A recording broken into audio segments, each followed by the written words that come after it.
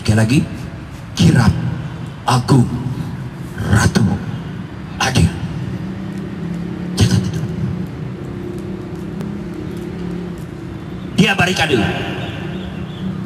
Ada forader, ada marching band yang melantunkan lagu-lagu perjuangan, dan juga menjadi komando gerak kanan kiri pasukan yang di belakangnya.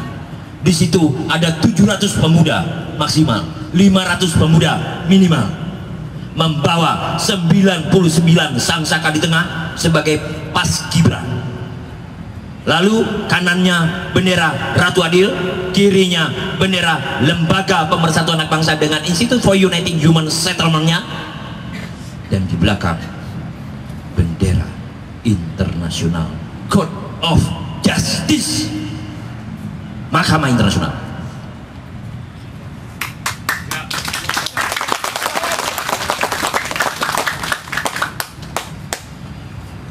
Di belakang itu yang 700 pemuda itu, aku diri di atas jeep, di samping driver, di belakangku ada sound system yang menggelegar, disiapkan dari klik PBB dan Mahkamah Internasional tadi, yang bisa mengalahkan suara dari knalpot truk yang pecah, yang bisa menggaung sampai puluhan kilo.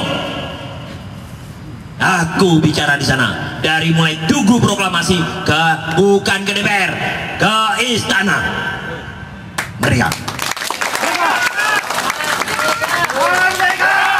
Merdeka.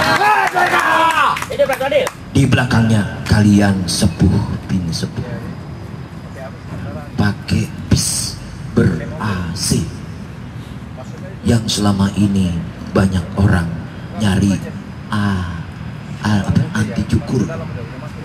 Kalian aku naikin tuh ke bis anti cukur katanya, biar tahu anti cukur tuh gede, bisa ngegendong puluhan orang. Sejuk lagi. Sejuk. Dicari anti cukur AC dong, air condition, yakin pasti dingin.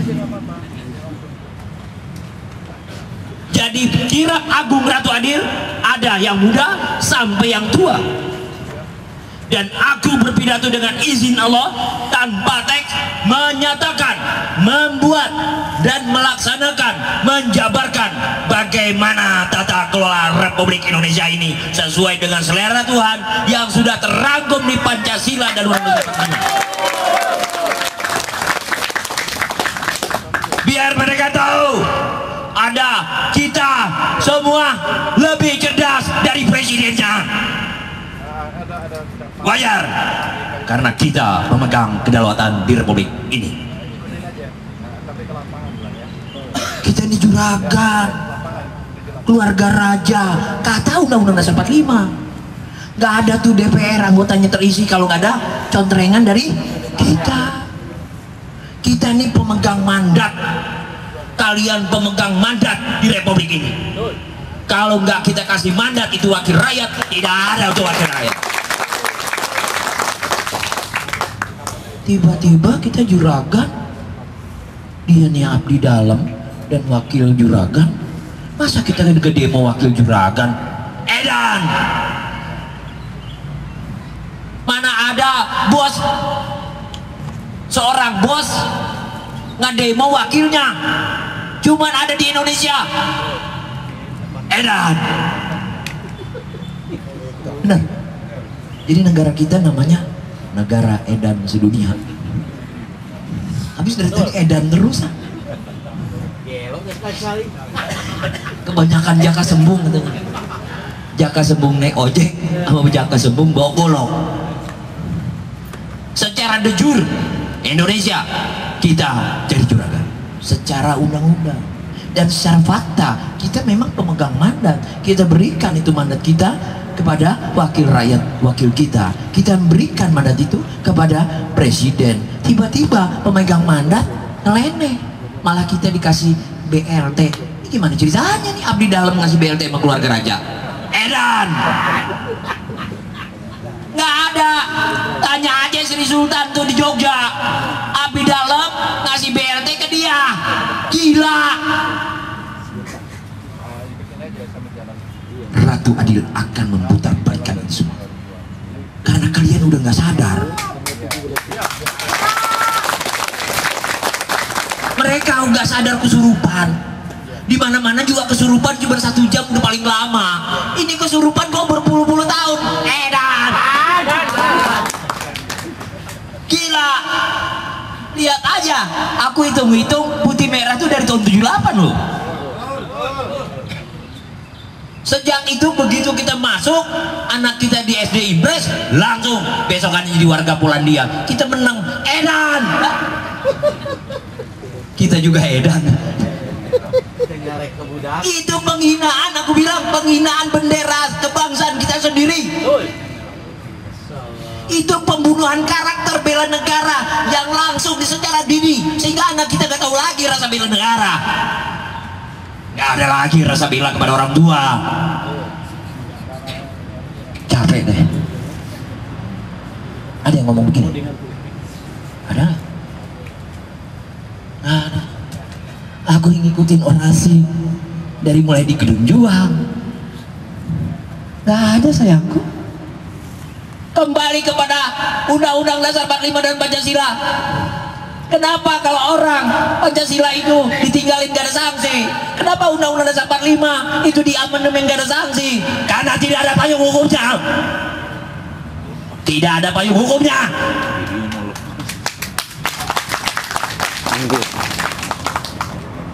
Masa falsafah bangsa Indonesia yang namanya kan Pancasila, way of life of our country, emang ini bangsa apa guyuban apa?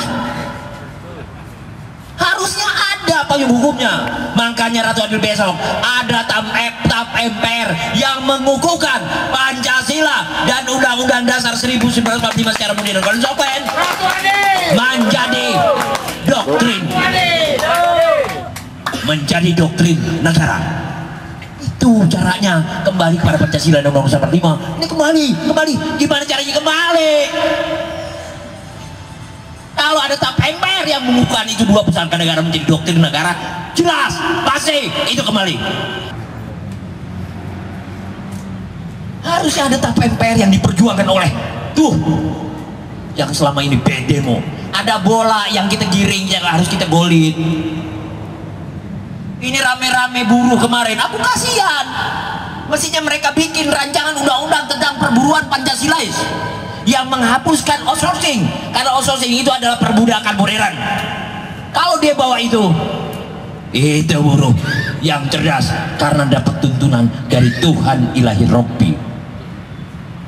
Ribuan buruh kemarin May Day, apa goalnya? Apa yang dibawa? Harusnya ada dong.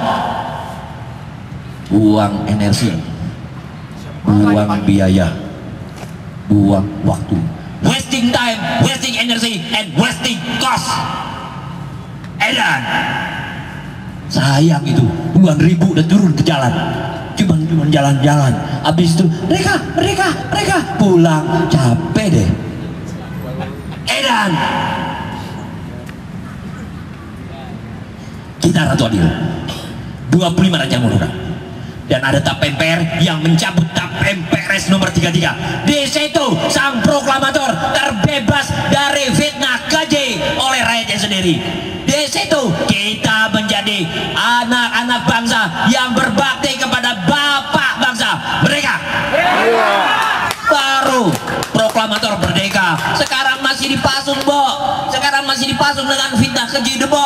Udah 45 tahun. Ini udah final, ini ketetapan, bukan gugatan. Kalau Soeharto waktu digugat terus dia meninggal, di SP3 kan itu benar, karena masih proses hukum. Kalau ini ketetapan, udah vonis, cuman divonisnya lebih gawat lagi, bukan oleh pengadilan, tanpa jalur peradilan, langsung ditetapkan begitu aja oleh Majelis Permusyawaratan Rakyat. Gila. Edang. Aku mau tahu, kok kau nggak bisa tahu itu? Ya Romo juga pakar kan? Pakar apa aku? Pakarna gitu. Edan. Aku dibilang Pakarna. Ya emang aku nama Soekarno. Edan. Itu tanya tuh. Ada itu putri bangsa. Dia kemana aja? Selamat datang.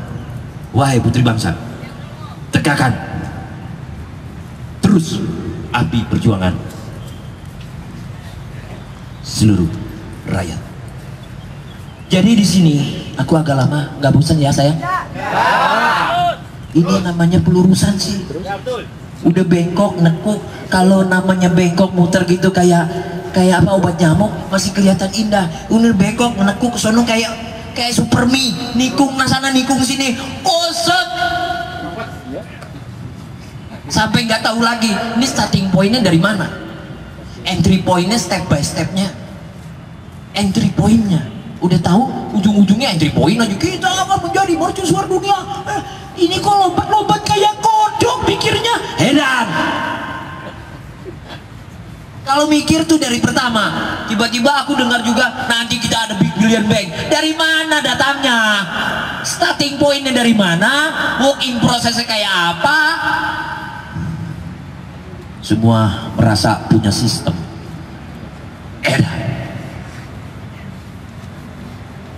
Pohon aja. Kalau kemarin sore di samping kita, rumah kita nggak ada pohon. Begitu bangun tidur ada pohon gede. Kira-kira kita pingsan nggak? Pingsan. Ratu Adil juga gitu. Berjuangnya nih. Jangan ujung-ujung, wah besok gue dapet 2 miliar. Edan.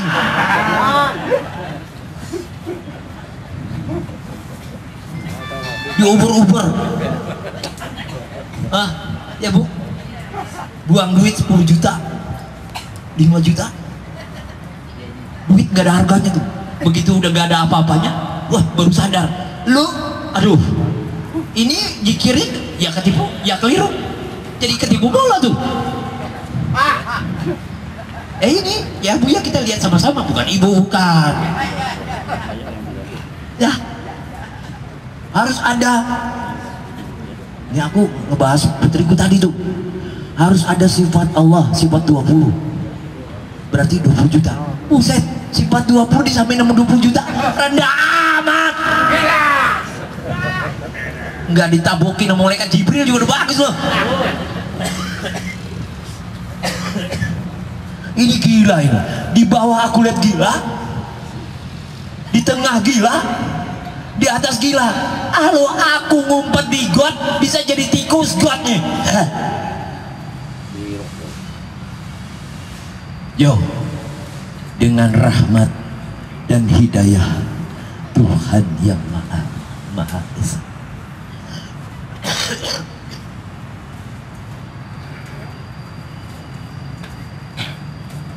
dengan kasih sayang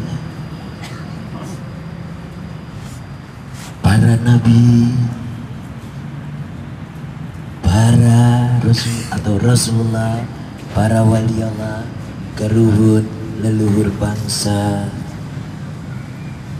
ada satu komunitas anak manusia yang aku minta, ya Allah, ya Rabbi, anak bangsa yang saat ini berkumpul di sini di kebun raya yang sakral ini, jadikanlah menjadi embrio, jadikanlah suri teladan, jadikanlah titik poin perjuangan kesejahteraan seluruh rakyat. Amin. Walaupun di mana-mana sedikit dulu,